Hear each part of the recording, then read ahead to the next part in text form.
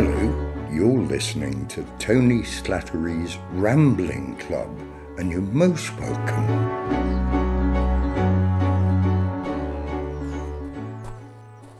Hello, my name's Paul Carmichael. And I'm Alan Lear. And welcome once again to Tony Slattery's Rambling Club. We are wandering up the path, and that's him over there, isn't it, Alan? What's he up to?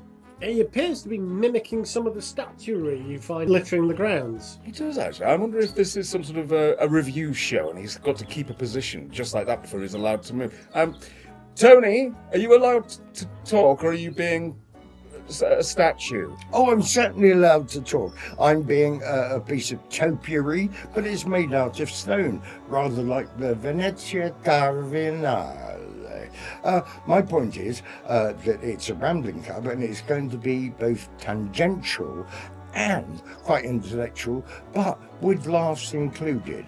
And that's the nature of the way we go rambling, sometimes with guests, and it's all good fun. Please join us. Should we head into the shed? Let's do it. Let's get the kettle on. Right. That's what Brady and Myra said. Well, here we are in the shed. Tony, are you ready? I'm really, really ready. Right. Right, yes. Brace yourselves. Off we go.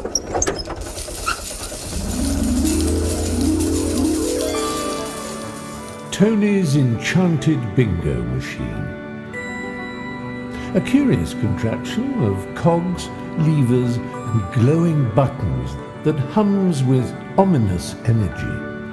This machine generates 3 completely random numbers. These numbers are fed directly into the Dewey Decimal System, the arcane reference system by which books and their contents are categorized. In this way, the bingo machine conjures from thin air a topic of conversation so enthralling, so wildly unexpected, that it leaves the members of the Rambling Club both bewildered and vaguely excited. Thus, another evening is saved from the brink of boredom, thanks to Tony's marvellous, possibly haunted and entirely inexplicable bingo machine.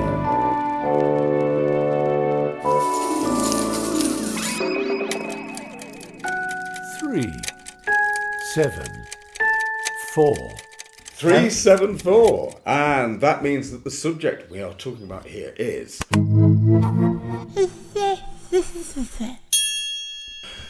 adult education. Does education ever stop, though? I mean, it just sort of depends on you, doesn't it? I suppose it does, the willingness to learn.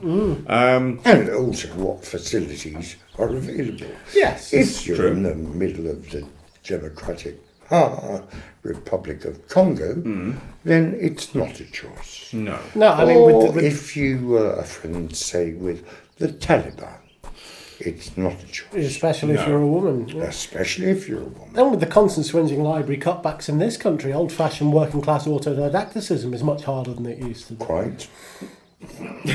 And who can argue with that? There's an incident in Notes from a Small Country where Bill Bryson, where he's visiting an art gallery, and there's a man there talking to his young son about a painting, and he's saying, "You see the way the brushstrokes capture the effect of the sunlight." And he goes, this guy knows what he's talking about, so he goes over and has a word with him. And this chap is a bus driver, and Bill Bryson says, "And I don't know whether I'm in a country where bus drivers know about great art, or great artists are forced to become bus drivers." So, no, go a bit further with that. Well, in the Victorian era... Let's not fight. In the Victorian era, a certain type of your nouveau riche, the mill owner class, not your landed gentry, but your early industrialists. We have a classic example near us in Port Sunlight, which was constructed by Lord Leverhulme, who was one of the more enlightened of the mill owner class, or the factory owner class. He put a lot of provisions in place for workers' pensions when people were too old to continue working for him. Unfortunately, he was a member of the temperance movement, so for many years Port Sunlight didn't have a pub. But if you were a factory worker in those days, you had to accept a certain level of patronage from the people who owned the factory. And if you were lucky enough to be working for a man who'd grant you a worker's pension, you'd put up with the fact that you had to go to the next town to get drunk on a Saturday. But there was a certain type of that class of people who were very believing in the betterment of the working classes, and they would install libraries, private libraries. They would help with tuition for the factory workers' children, that sort of thing. Now, obviously, it was still an exploitative system, and I'm not advocating a return to it, but some people were luckier than others. And that fostered a tradition of kind of self-education. Before the opening of the Open University and that sort of thing, that was... Robin Ince, who we've had on the show before, talks about the libraries that were open in coal mines and, the fascinating histories of what coal miners read between their shifts. There was a library clear-out for a coal mine he attended quite recently, apparently, and he was interested to find that nobody had ever taken out Winston Churchill's autobiography, because Churchill had led the army against a miners' strike, of course, they remembered that. But a lot of people had taken out Das Kapital by Karl Marx, interestingly enough. So that there was kind of a tradition from the Victorian era of autodidacticism from these areas where you had the more enlightened of the ownership class. Only in those areas. Only in those areas, yes. Time. Yes, Alan, Gladiator, I salute you. What remarkable fluency. And you said things I didn't know. Congrats. Thank you very much. And of course, with the increasing, erosion of the ability to study in this country, with students' fees echoing ever higher, and universities more and more eager to attract overseas students because they make more money, it's getting harder and harder for people of limited means to become. And also, this is nowhere near your level of historic knowledge, but I think will resonate. It is very sad that I don't know how many a day libraries are closing. Yes. It is sad. And I remember going to libraries and loving them. And it was a place of education for adults and children. It was a place of safety and learning, and just closing. Yes. And it does worry me because, of course, in the world we live in these days, literacy is more important than ever because everything is done online. If you can't read well enough to fill in a form on a website, you are fucked. Absolutely. And I can't. I'm computer illiterate. I've tried. My brain it's not laziness. I have tried, but my brain is just not wired. So when they ever use the word do this online, no. Yeah. My dad is exactly the same. He won't have the internet in the house. Yeah. He doesn't need it as far as he's concerned, so no. And but that's of course, just computer illiteracy. Imagine how compounded that would be if you were actually illiterate as well. If you were barely functional in reading and writing. When I was volunteering with Wirral Waste Recovery, I went to a gentleman's house for a home visit, and he had some magazines on his... He had a lovely home. He was an Evertonian. He had some T-shirts up on the wall that signed Everton photos and things. It was immaculate. And he had 3 recent magazines laid out on the table when we walked into his living room, and he pointed at them and he said, "Do you know what those are for?" And we said no, and he said, "Those are so that if anybody comes round, they think I can read." Oh. Yeah. That's really very, striking. very, very moving and striking. There you go. And his life must be getting harder every day as more and more vital services are shuffled out of the community and onto a web page. Well, I mean, we're seeing it now even with the banks, of course. I mean, this lovely little town that we're sat in has gone from, I think, 5 banks when I moved here 20 years ago to none. And again, people like my dad, God knows what he would do. Yep. I know it sounds retro utopian, but I do miss going into a bank and queuing and talking to someone who knows what they're about and who's not trying to fleece you, and you're not being scammed and you're not being cyber attacked. And so, as I said, it's very retro and nostalgic. But sometimes nostalgia is completely valid, I think. And it's not dreamy wishful thinking to sometimes to say things were better then. Just a fact. I think it's about the selectivity, isn't it? It's not saying life is better in the old days is lazy, but saying this particular thing used to be better is obviously going to be valid. No, in several cases. every people say, like you, even though the Krays were there, you could leave your front door open, otherwise your head would be blasted off. Oh, those were the good old days. You know, scabies and botched abortions. Oh, they were the good old days. No. There were some things which were nice. Cakes were nicer. Because they didn't have dairy produce in them. To go back to the earlier topic. When it comes to education, I do worry that it is now being devalued somewhat. And the way that I would sort of illustrate that is when I graduated from university, I was one of 50 or so people in my cohort. And 2 people got a first-class degree. 2 people out of the 50. Ian was one of them. I won't forget that. I can't remember the girl's name, but I remember he was called Ian. 2 out of 50. These days, the average of a cohort of students, when it comes to their classifications, is basically 1/3 first class. Yeah. A third 2 1s, a third 2 2s. Thirds don't It's really happen. it's meaningless. It's an algorithm. Wasn't it always graded on a curve, so that it wasn't about how high a score you got, it was how high a score you got relative to the other students in your cohort. So the top 2 people would get first class degrees, whether they had scored 50% or 100%. It was only that proportion of students. But now what we do is we mark much more strictly towards criteria. Right. It's so it's more evidence. like your school marking in your GCSE. That's right. It's much more like that. Again, If you can't evidence it. Evidentiary. No, that's a condition.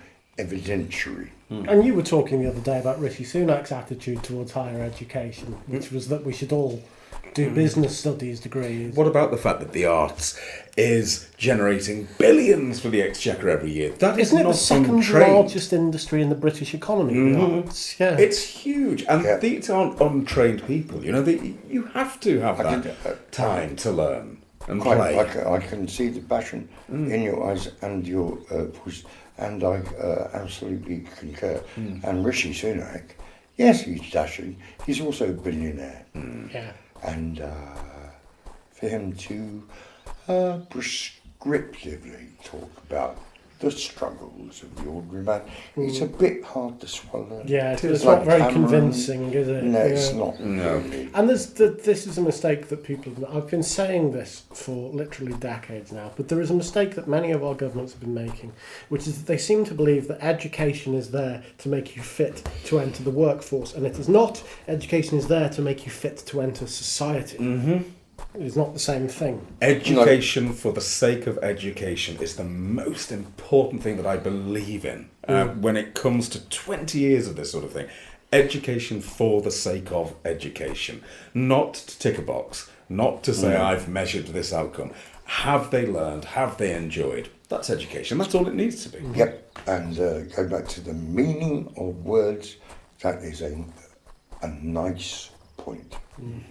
It's like the proper meaning. Terry Pratchett said the best education you can get is the one you don't know you're having. And that's exactly what he was talking about, the fun of doing something. He was talking about growing up, reading a great deal, but the fun of doing something and not really noticing that you're learning and being educated as you do. Yeah, it's kind of subconscious absorption. An osmotic kind of process.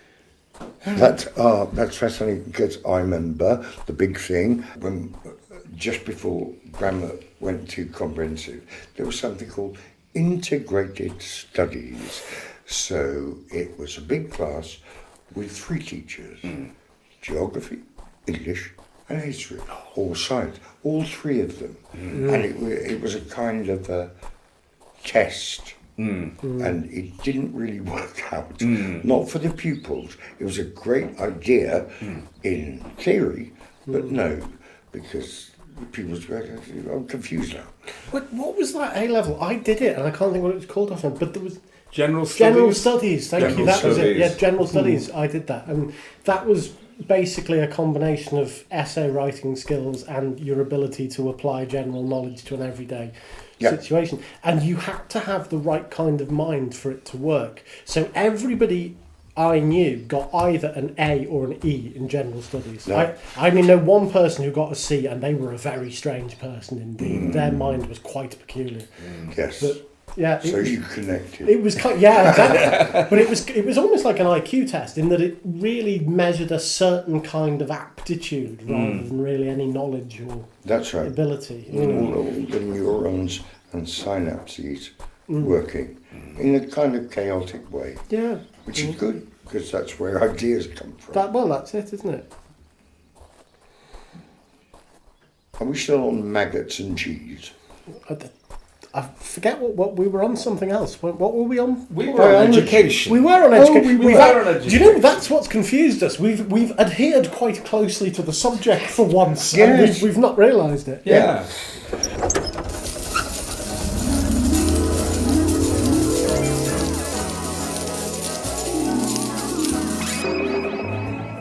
Well, here we are, a change of location and a change of subject, and the numbers selected by the bingo machine this time are 0, 5, 0. 050. It's very rare we get 10 to get 2. That's quite something. So if we click the button, we will see that the subject is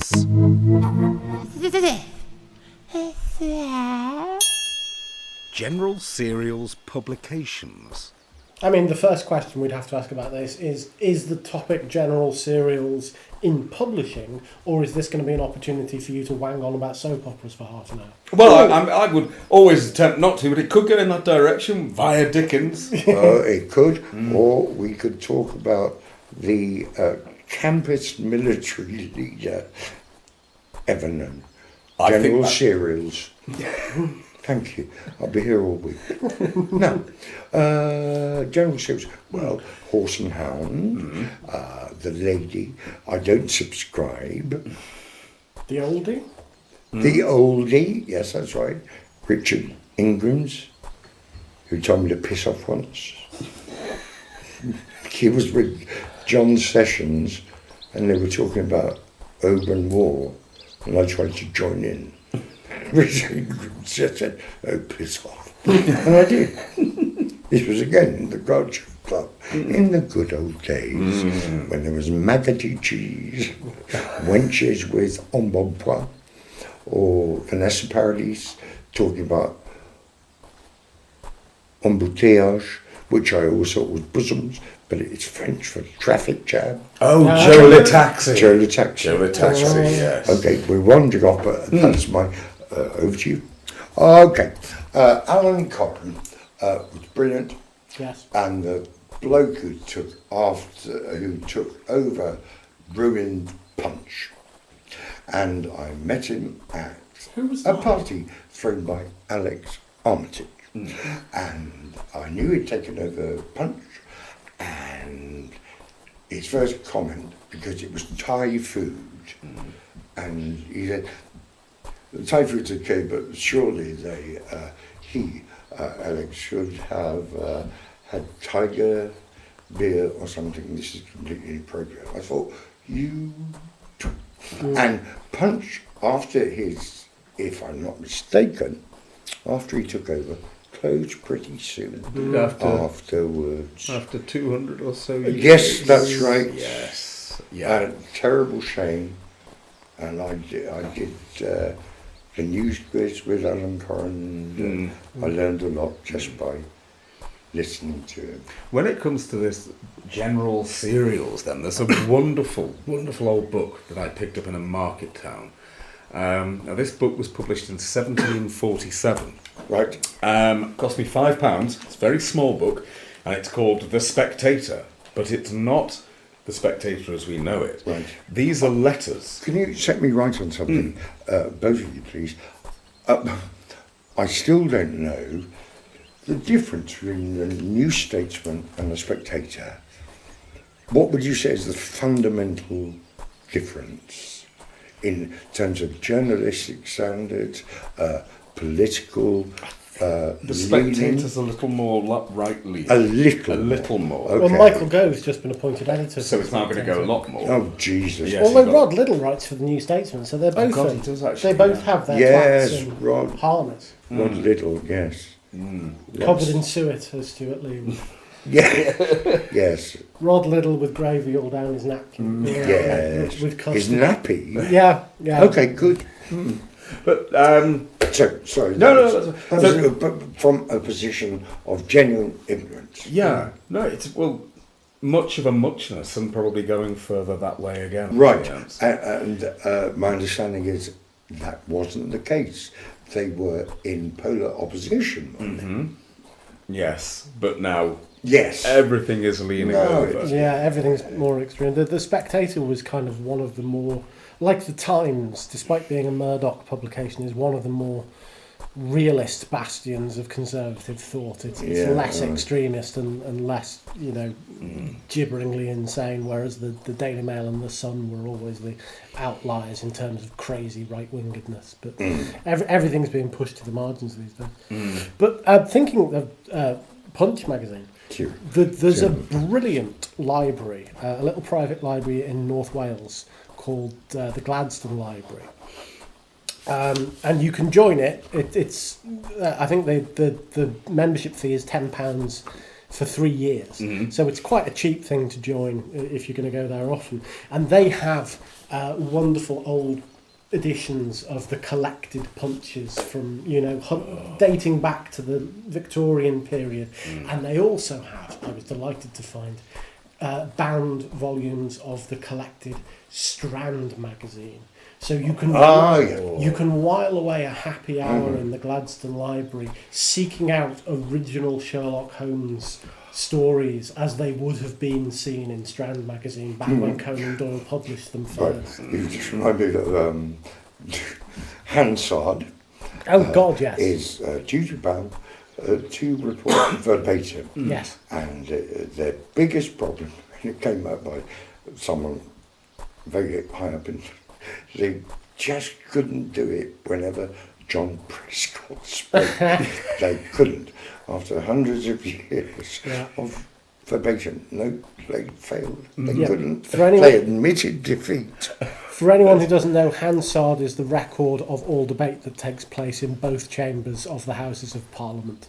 So a word-by-word description of every parliamentary debate that has been dating back hundreds of years. That's right. Except John Prescott. Except John Prescott.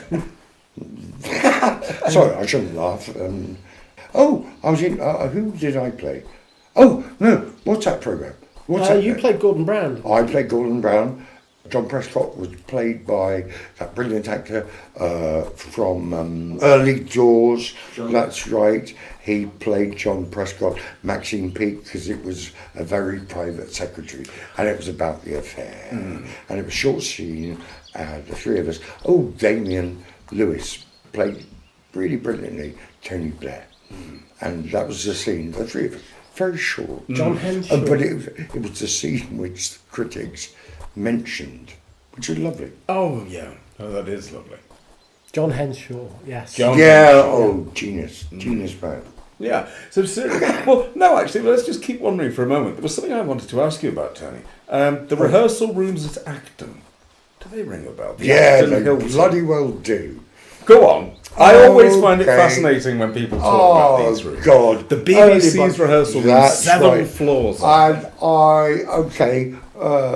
I'm going back. Why did you mention that? I was in a lift and I was a schoolboy and it was a special tour of that huge building opposite near White City, this huge monolithic building, which was a rehearsal room, but it was one of those like field trips.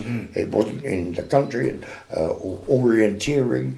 And who was on the lift alongside? Morecambe and Wise. Oh, nice. And my teacher. And it was a small lift, so just the four of us. And you've just brought it back to me, a crystalline memory, and absolutely True. And where did that come from in your brain? I'm not the entirely Acton sure. rehearsal. Jesus, Yeah. I'm right back there. Yeah. And opposite Acton Central. It was on the Central line, I think. There was a pub nearby. Oh, yes. And it was a kind of mock Tudor pub, and that's where they all went. And the teacher took us there, and we had, I think we had, he had to be, we had drink of then with lime and lemonade. So it was lemonade with a dash of lime cordial, and there was only one. What's the name? Lime cordial. Some things lime. Robinson's, maybe. It wasn't Robinson's. Lyle's. Lyle's. Yes. Okay, I'm going to leave it there because that's the memory you've evoked. Yeah, just totally randomly there. Cereals that Thank we were you. talking about. Oh, cereals, yeah. Cereals. And then you came up with cereals. Okay, best cure for depression is to watch the first series of Slattery and Dirk Bogard being impersonated by John Sessions, because we're talking about cereals, and he goes into the shop, the corn shop, which is run by Mick and Keith. Oh, Dirk, what you up to? And Keith says, I don't fucking playing on the till. And in comes John as Dirk Bogard saying, I ordered a copy of The Lady and Horse and Hounds, and you two peculiar people said mojo. You are peculiar, Bernie. So that was Horse and Hounds and The Lady. And they are both very old, traditional magazines. I take it we wouldn't count Private Eye as a serial because it's more of a journalistic. I was wondering that before. I mean, it does have ongoing elements, doesn't it? I mean, how would we differentiate a serial from a soap opera? Is it that a soap opera just goes on forever, whereas a serial has what we would now call a BBC season, is or right. season arc? I thought, I'm sorry, I thought we were talking about print. I think we've kind of been touching on both. Yeah. All right, it's okay. quite- well, certainly, the BBC's thing was, first of all, soap opera. We don't do that because it had to be 5 days a week. Then they discovered they weren't very good at it for quite a long time, and their soaps didn't work. But a serial would have a definite end. Right. Usually 6, 13 or 26 episodes. A soap would just run and Yeah. run and run. But no, serials are much more. Yeah, you're contained ongoing pieces. Got it. Yeah. So it's like Tony was saying about Charles Dickens, who would release books as chapbooks every That's month. right. That's but it, they yeah. would be books, not They magazines. were kind It was of a- teasers. And then it's very, very financially wily of him as well, because it whetted the public's appetite. And then you got the full Monty. It's why his books are so full of wonderful description, because he's just padding it out for another month. I can get another paycheck if I write another 6,000 words on this one. And you get kind of suddenly Mr. Biggleboggle turned up on the cobbled streets, Yes. hawking his fare of honey chicken. Yes, it's a little known fact that Charles Dickens' pen name was Enid Blyton, and he wrote all the Noddy books. Did Enid Blyton write Noddy? Yes. Oh, I didn't know that. Yes. And whose lines it anyway? On Party Quirks, my character, which Greg Proof had to guess, was Noddy. And it went nowhere. It was very funny because I was nodding and he was asking, what are your interests? I like people with big ears. And he didn't go. Obviously, he didn't get it. He didn't know. No, Greg Proops is a very cultured man, but I don't think they have a strong tradition of Noddy in the No, United they States. didn't at all. And when Clive said it's Noddy, he just went, Noddy? Because I was nodding all the time. And do you like my bell? To what? Well, if we're going to mention serials, probably Serials? to end though. Tony, weren't you in one called Gems? You bastard. I'm thinking back here, but I'm sure there was a daytime soap a while ago. sorry, I'm stuttering, through embarrassment. And I wrote one episode as well. Yeah. And I was a sort of bisexual character. It was set in the garment industry. And it was, I think, frankly, one of the most despicable and appalling pieces of alleged entertainment. And yes, thank you for reminding me. Step outside and say that. Oh, I remember, and it was my first scene. And director Peter Taddon, who later became a friend, I had to kiss a lady, and I didn't really know how to do it. And because it was afternoon, and it turned out very, and he just came up to me and said, "Look, have you ever kissed a woman before?" And I said, "Well, sort of, at university and when I was a teenager." He said, "Yeah, that's not how you kiss. This is how to do it." And he kissed the lady. I was like, "Okay, that's the way to do it." That's my memory. Thank you for bringing up gems. But there's an education there as well. Doesn't that raise the question of whether kissing on film is like sex on film? Because the kind of one of the shibboleths of the porn industry is that filming sex for camera is not how you actually have sex, because it's not about pleasure, it's about the look of it. So that's right. Because sex would look very boring. Yeah. Essentially. Oh, So well, it does have to have that. Yes, that's right. As When I a used theatrical. the comedy store players with Richard French, two of the highest paid, they were identical twins. They stayed with me and other things with Richard, Jocelyn and Crystal, and they were porn stars, and it was fascinating. Going on to a subject about sex and how kissing is the most intimate thing. It's not shagging, it's kissing. Sweet communion of a kiss. Well, there's a famous old saw that prostitutes didn't kiss, wasn't there? It was supposed to be, that was a step too far. Right, supposedly. right. Yeah, that's right. The old saying, 20 quid, nothing kinky, no kissing. Yeah. Let's do it. Oh. But yeah, is a camera kiss the same as a real kiss, or is it done differently so that it looks more dramatic and emotional? Well, it was taught. I don't know about you, Tony, but I was taught something called goldfishing, which is simply where you just open and close your mouth like a goldfish. And one of you has your head straight and the other tilts your head, and that's you do that, so there's nothing passionate at all. It's more a question of timing together. Right. I haven't heard that phrase. Thank you. It's almost like you're giving them mouth to mouth. It is more like that. Yeah. Wow. Do you wonder if the young people's standard of kissing dropped since goldfishing was introduced into media, because they look at it and they go, well, that must be how it stopped. Yeah. If that didn't stop them, then COVID may well have done. Maybe some sort of a movement to Indeed. bring it all back. Well, COVID was invented by the Chinese in a lab with monkeys involving Kelvin Mackenzie.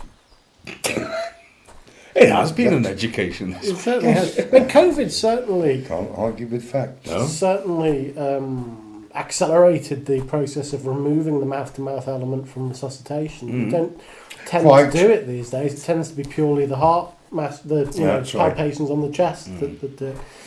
I remember actually being taught by the St John's ambulance once about giving CPR, and there's the great rule: what do you do if you break a rib?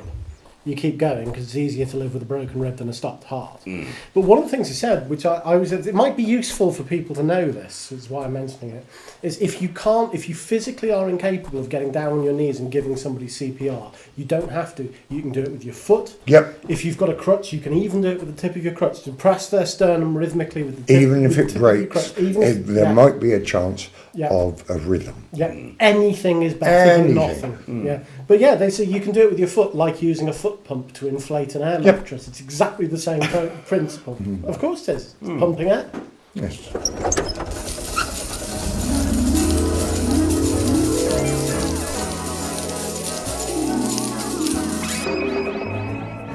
And here we are again, once more back in the shed. Tony, did you enjoy your ramble? So much that I can't say how much I enjoyed it. That's a lot. More than you know. Well, thank you all for listening. And we hope you enjoyed this week's meeting of the Rambling Club. Now, the club meets every Friday, but if you would like to get in touch in the meantime, here's how you can find us and your fellow members. Tony's official website is at www.tonyslattery.com, and you can get in touch with us on the contact form on that website. We're on the website, now officially known as The Hellscape, at Slattery Live. I'm there too on what used to be Twitter. You can find me at Paul Carmichael V, but we are now also on Blue Sky as well. You can find us at Slattery Live or at, I think, Paul Carmichael on that one. And Tony also does have a Facebook group, which is at www.facebook.com/group/TheTonySlattery. And you can find us on Instagram at Tony_Slattery_official.